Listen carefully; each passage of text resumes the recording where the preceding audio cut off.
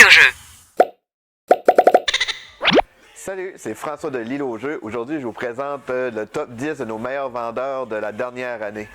On commence, c'est pas une grosse surprise, mais en 10e position, c'est Wingspan Océanie. C'est l'extension pour le fameux jeu Wingspan qui rajoute des oiseaux de l'Océanie. Fait que c'est des nouvelles cartes, des nouvelles ressources, il y a même des nouveaux plateaux pour jouer.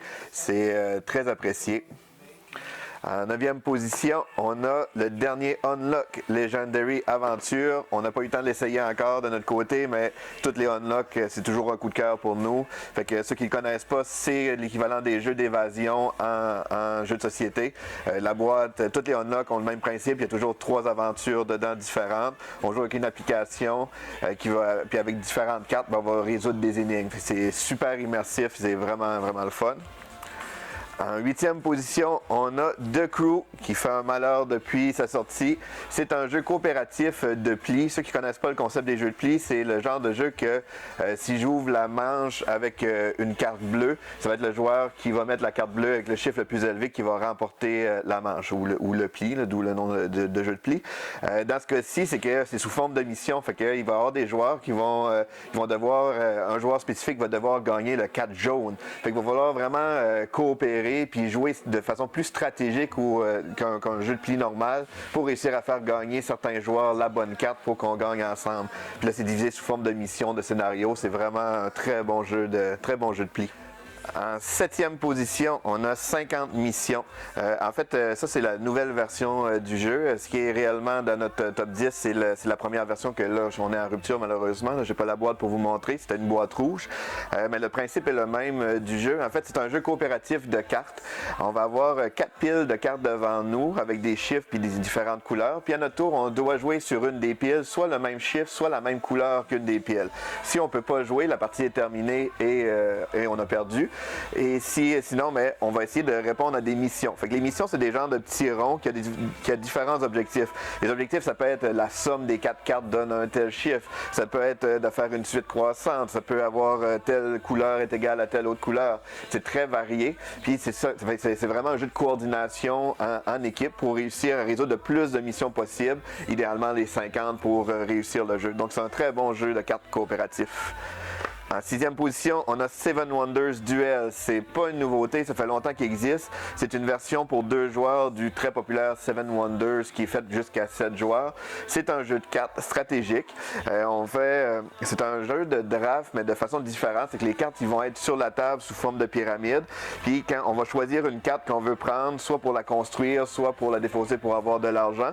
Puis c'est en accumulant des ressources qu'on va pouvoir avancer là, dans la partie. Fait que c'est un super bon jeu stratégique qui est Seven Wonders.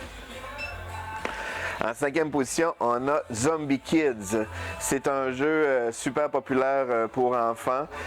C'est à partir de 7 ans. C'est un jeu coopératif, évolutif. Fait que le principe est super simple. On va lancer un dé, ça va nous dire où on fait apparaître un zombie dans l'école.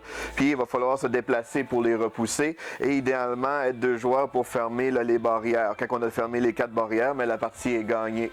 Ce qui est le fun du jeu, c'est qu'il y a une pièce de progression dans le livret. Puis à toutes les parties qu'on fait, on met des trophées dessus. Puis selon les résultats qu'on va avoir ou des objectifs spéciaux, mais on va pouvoir mettre des trophées supplémentaires. Puis quand on arrive à certains moments, ça va nous dire vous avez le droit d'ouvrir l'enveloppe 1, après ça l'enveloppe 2. Ça va être des nouveaux pouvoirs, des nouvelles habilités. Fait que le jeu se bonifie de partie en partie. Là, c'est super le fun. Ensuite, on a Botanique, qui est un de mes coups de cœur personnels, qui est un jeu pour uniquement 2 joueurs. C'est super le fun, c'est simple à prendre en main. C'est un jeu de placement de tuiles. On va gagner des tuiles avec des tuyaux, puis le but c'est d'agencer le plus long de tuyaux d'une même couleur possible. Comme je disais, c'est super simple, mais la dynamique du jeu qui en fait que c'est différent de ce qu'on voit habituellement, c'est qu'il y a une dynamique de marché qui fait que le jeu aide naturellement les autres joueurs. Fait que si on débloque une tuile puis qu'on fait pas attention, ça peut la débloquer pour un autre joueur, notre adversaire, que lui va pouvoir la jouer dans notre tour. Fait que le jeu aide naturellement l'adversaire, mais c'est justement à nous de jouer intelligemment pour pas trop que ça arrive. Donc c'est simple, mais c'est un super bon jeu. En troisième position, on a le fameux Wingspan qui est pas mal dans notre top 5 de chaque mois. C'est un jeu pour 1 à 5 joueurs, les parties d'environ 60 minutes pour 10 ans et plus. C'est un jeu sur une thématique d'oiseaux. Ce que les gens apprécient beaucoup, c'est justement la thématique est très présente dans le jeu sous forme d'informations par rapport aux oiseaux qui est très, très réaliste. La gestion des œufs des oiseaux est toute en proportion, là, proportion gardée de la réalité versus le jeu. C'est un jeu ils appellent ça un engine building, c'est qu'au début on va faire très peu d'actions, mais plus qu'on va accumuler d'oiseaux sur notre plateau, plus qu'on va pouvoir faire d'actions qui se combinent une dans l'autre pour faire le maximum de points. Fait que c'est un super bon jeu qui est Wingspan.